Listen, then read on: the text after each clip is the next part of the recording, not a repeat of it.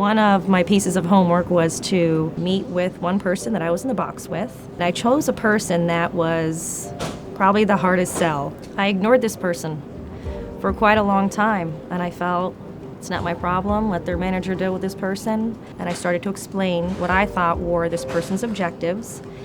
To my surprise, not only were those the objectives, but there were many more that I had no idea existed. I was just amazed. We actually spent the next hour listing out things that I can do to help this person meet their objectives. The day after that, we actually had a meeting. It was one of those meetings where you knew everybody had their own intention. And there was this big elephant in the room. Their faces just gleamed argument. I walked in the room and this person was there, their manager was there, the whole team was there. I just looked at everyone's faces and said, I'm gonna change the direction of this meeting. And I looked at that person, smiled to let them know that I'm going to try to help right now.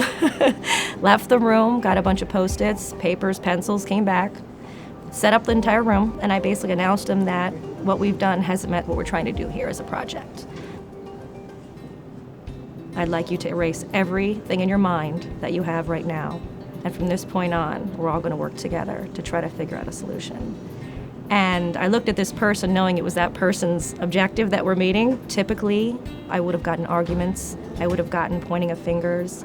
But this person stood up right next to me and supported me through the entire meeting. And for the next 2 hours, it was like sheer genius. And we came up with this plan. We carried it out. It was successful. But what really made me feel good is a couple weeks after that, this person came up to me and said, thank you.